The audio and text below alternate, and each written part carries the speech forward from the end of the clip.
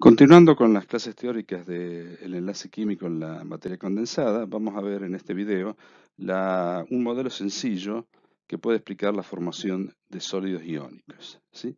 Los sólidos iónicos tienen los puntos de red de sus celdas unidad ocupados por cationes y aniones. Estos se mantienen unidos por interacciones electrostáticas. Cada ion está rodeado por otros de signo opuesto.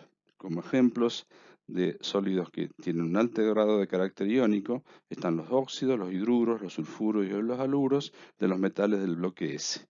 Esto es así porque el elemento más electronegativo, el óxido, el hidrógeno, el azufre y los halogenuros, tienen afinidades electrónicas muy grandes y los metales del bloque S tienen energías de ionización muy grandes. Así que unos son ávidos por electrones y los metales del bloque S tienen una alta tendencia a perder electrones. Los sólidos iónicos presentan como características generales alto punto de fusión, alto punto de ebullición, dureza y respecto a la conductividad eléctrica son aislantes en el estado sólido, pero conducen la electricidad a temperaturas mayores a la temperatura de fusión, es decir, en el estado líquido. Y, consecuentemente, tienen una elevada energía de cohesión. Para conocer sus propiedades es importante entender y analizar la estabilidad termodinámica y el carácter iónico del enlace. Volviendo a ver la tabla de las energías de cohesión que habíamos mostrado anteriormente, podemos ver primero cómo se comparan las energías de cohesión con otros tipos de sólidos. Vemos que en general los sólidos iónicos son de las mayores energías de cohesión, pero a su vez dentro de los distintos sólidos iónicos podemos ver que, por ejemplo, la formación del óxido de zinc tiene una energía de cohesión mucho más alta que la del cloruro de sodio, más de 4 veces, ¿sí? Veremos, de acuerdo a este modelo, por qué razón ocurre eso. Bueno, respecto a la estabilidad termodinámica, podemos definir la entalpía de red, o energía reticular, o energía de la red cristalina, U sub crist, como la vamos a denominar en estas clases. Es la energía que se libera cuando los iones gaseosos se unen para formar una red cristalina, ¿sí? Y entonces es la entalpía de este proceso, ¿sí? No se confundan, estas generalidades que tienen es un ion M con carga M+, que sería el catión, un anión X con carga X-, que sería el anión, y bueno, vamos a tener X veces el ion MM+, más M veces el ion XX-, para dar M sub X, X sub M, ¿sí? Acá si reemplazan las cargas y el elemento, van a tener la ecuación general de formación de ese sólido. Bien, la pregunta que uno se puede hacer es qué relación hay con la energía de cohesión, para qué sirve conocerla, si se pueden relacionar con propiedades como el punto de fusión, la solubilidad, en qué está basado esto y cómo se puede determinar. Para estas preguntas vamos a encontrar respuestas con este modelo. Bueno, entonces ahora lo que uno se pregunta es si se puede determinar experimentalmente la energía de red de la red cristalina que vimos anteriormente. En realidad, experimentalmente no se puede, pero lo que sí se puede hacer es se lo pueda calcular de manera indirecta sumando valores de distintas magnitudes experimentales. Como todas las magnitudes que vamos a sumar son experimentales, vamos a considerar que la energía de la red cristalina calculada de esta manera es una energía de la red cristalina experimental, que después compararemos con la que obtenemos con el modelo teórico. Para eso, se desarrolla un ciclo termodinámico que se conoce con el nombre de ciclo de Born-Haber, ¿sí? Aquí tenemos un ejemplo que es la formación del cloruro de sodio sólido, iónico, a partir de un mol de iones sodio y de un medio mol de moléculas de cloro 2, ¿sí? Este delta H es un valor que se puede medir experimentalmente, es el delta H de formación del cloruro de sodio. Pero a su vez nosotros podemos hacer un ciclo termodinámico hipotético, ¿sí?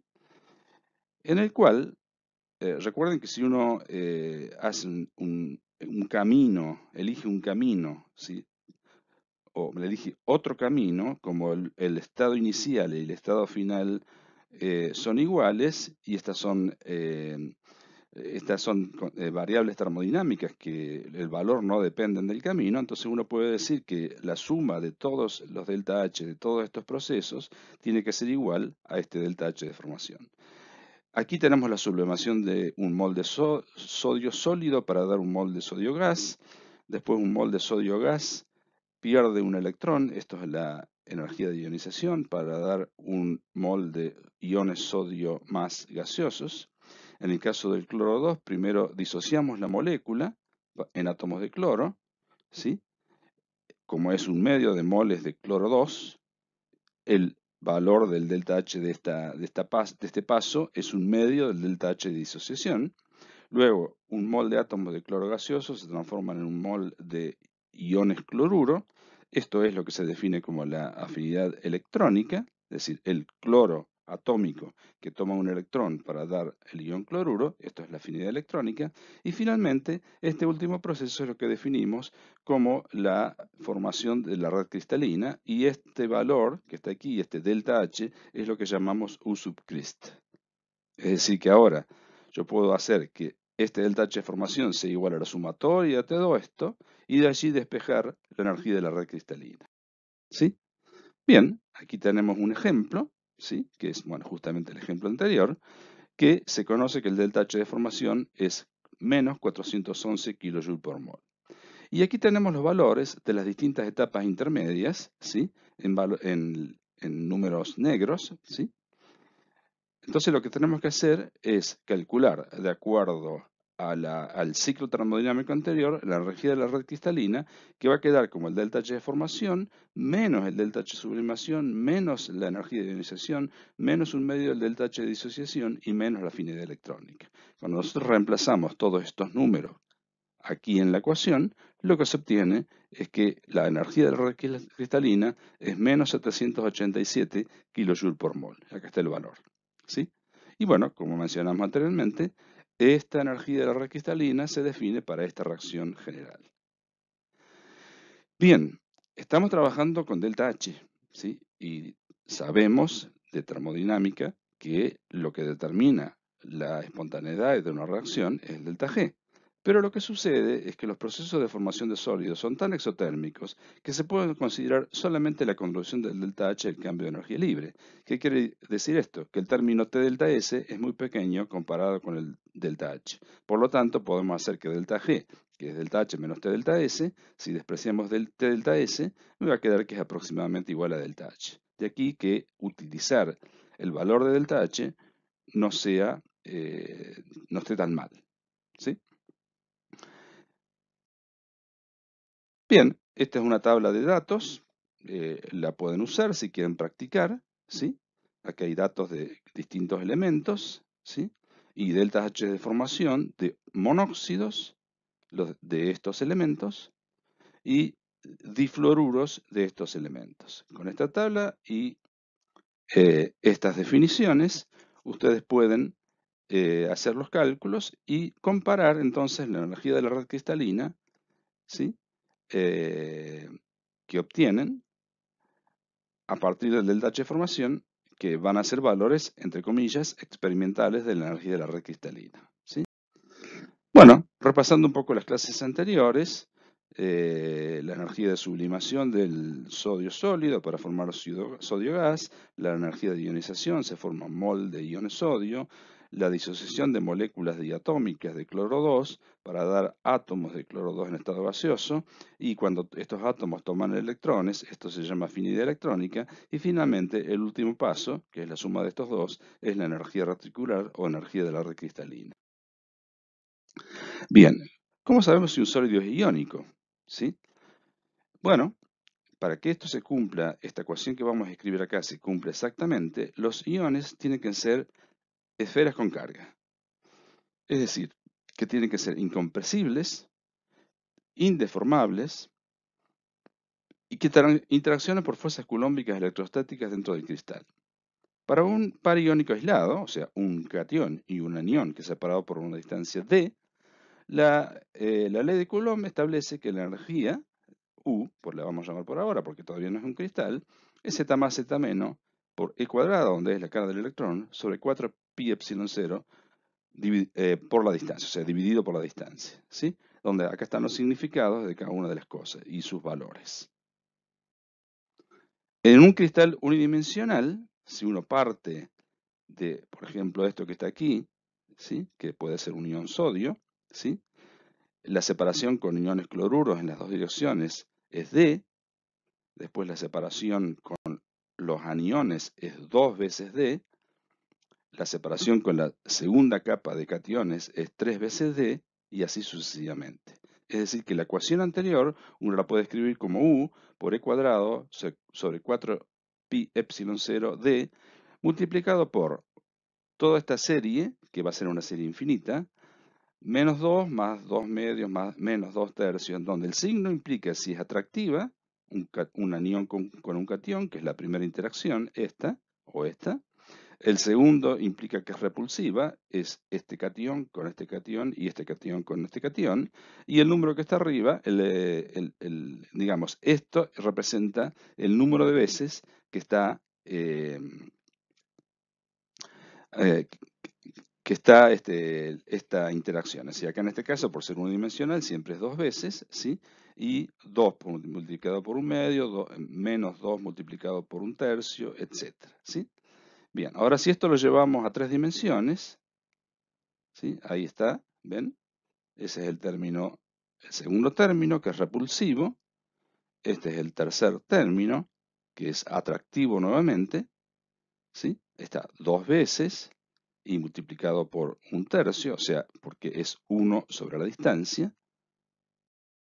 Aquí vemos entonces, para un modelo de un cristal tridimensional, ¿sí? Aquí se van mostrando cuáles son las distancias de separación entre el catión y el primer vecino, que es un anión, el segundo vecino, que es un catión, ¿sí? El tercer vecino, que es otra vez un anión, el cuarto vecino, que es un catión, etcétera, y las respectivas distancias. Cuando uno analiza esto en detalle y piensa en cuántos vecinos va a tener, lo que resulta es esta ecuación que está aquí, y esta serie que está dentro de los corchetes es una serie infinita, porque la energía las energías electrostáticas, recuerdan que caen con 1 sobre R, es decir, decaen muy lentamente, entonces uno tiene que contar realmente infinito. Pero no hay problema porque esa serie infinita es convergente, ¿sí? Y se la conoce con el nombre de A o constante de Madelung. Por lo tanto, esto se puede calcular, es muy sencillo, para ciertas determinadas estructuras cristalinas, ¿sí? Y le vamos a llamar entonces A constante de Madelung. Por lo tanto, la energía de la red cristalina queda como menos el número de Avogadro, porque vamos a considerar un mol de cristal iónico, multiplicado por la constante de Madelung, que es todo este corchete, ¿sí? Por z más por z menos e cuadrado sobre 4pi epsilon 0t. ¿Sí? Bueno, esto es un modelo muy sencillo, porque si uno conoce la constante de Madelung, conoce la distancia, ¿sí? D, que se conoce porque se conocen los parámetros de red, entonces tenemos una manera muy sencilla de calcular la energía de la red cristalina. Bueno, aquí hay una tabla con valores de la constante de Madelung para distintos tipos estructurales, la estructura tipo cloruro de sodio, la tipo cloruro de cesio, la tipo blenda de zinc, ursita, fluorita. Ya vamos a ver esto en detalle ahora en la siguiente clase. Lo importante ahora es que, digamos, estos son los valores de la constante de Madelung y es lo que tenemos que usar cuando hacemos un cálculo para un compuesto que presente estas determinadas estructuras. Bueno, algunas correcciones para mejorar el modelo. La primera corrección que uno puede pensar es considerar que la contribución de la repulsión entre nubes electrónicas debido a que los iones realmente son, primero, que son compresibles y segundo, que si no colapsarían, ¿sí? Si fueran cargas puntuales, colapsarían, ¿sí? Es decir, se atraerían y colapsaría todo en un solo punto. Obviamente eso no ocurre porque se acercan hasta que hay una repulsión de las nubes electrónicas de aniones y cationes. Esto es lo que nos va a decir la ecuación de Born-Landé a continuación, ¿sí? Lo que se hace es considerar la línea esta anaranjada, que es la atracción, que es lo que estábamos considerando ahora, que es esto, y fíjense que esto predice que los iones chocarían todos y quedarían con una energía menos infinita a distancia cero.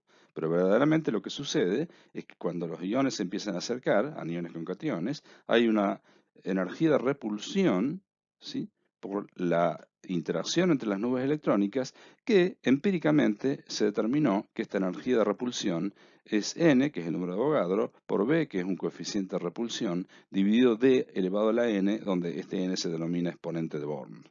¿Sí? Entonces, cuando se combinan estas dos ecuaciones, tenemos la ecuación de Born-Landé. ¿Sí? Está un poco más desarrollada, no tiene importancia, no vamos a ver cómo se llega a esto, pero bueno, es bastante sencillo en realidad.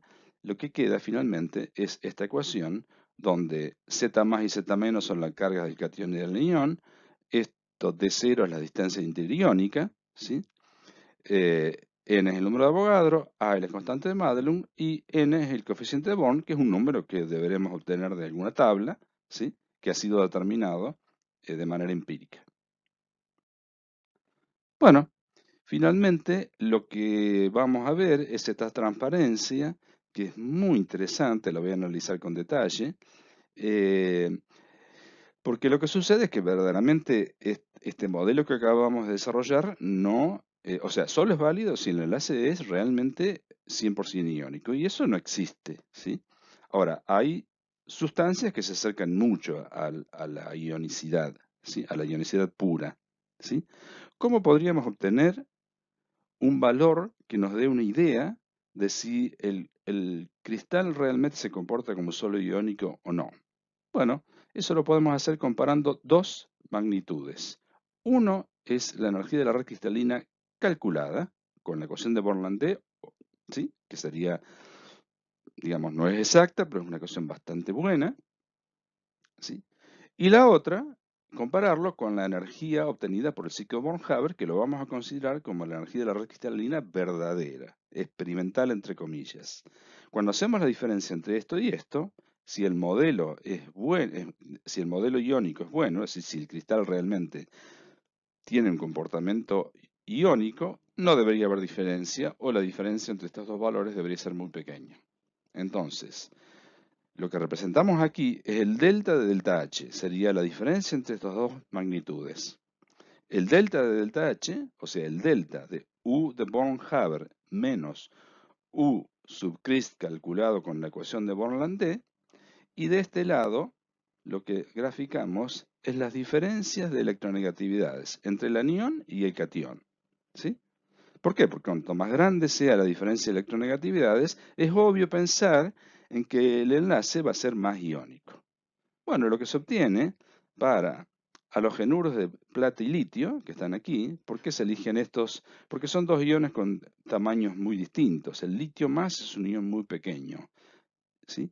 Y el ion plata más es un ion bastante grande, ¿sí? La razón es bastante simple, ¿sí? El litio pertenece al segundo período y la plata pertenece al cuarto período, ¿sí? O sea, litio más y plata más. Por lo tanto, primero, el ion litio lo que va a estar haciendo es polarizando al anión, porque es un ion muy pequeño. El ion plata también. Pero a su vez, el ion plata, a pesar de ser un catión, puede ser polarizado también, puede ser deformado, ¿sí?, por la carga del anión, ¿sí? Entonces, lo que vamos a observar, se los voy adelantando para que se entienda el gráfico, es que en aquellas situaciones en donde tengamos anión y catión pequeños, y a su vez el anión y el catión difieran mucho en su electronegatividad, vamos a tener un modelo iónico correcto o muy aproximado a la realidad, muy bien.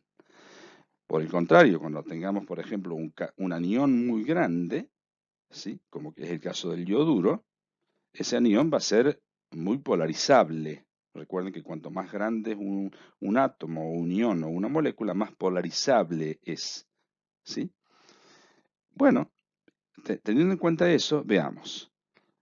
El valor de delta H para el fluoruro de litio, está en amarillo, ¿sí?, fluoruro de litio, es alrededor de 5, es muy pequeño. O sea, fluoruro de litio, el fluoruro es pequeño, es el más electronegativo de todos los elementos, el flúor, es el más electronegativo de todos los elementos, y el litio también es pequeño. Por lo tanto, no se polarizan mutuamente, la diferencia de electronegatividad es 3, es la mayor, ¿sí? Y por lo tanto, la diferencia de delta H, o sea, la diferencia entre la energía de Born-Haber y la energía de la red cristalina calculada, es muy pequeña. Vamos al otro extremo, ¿sí? Yoduro de plata, es azul, ¿sí? Yoduro de plata.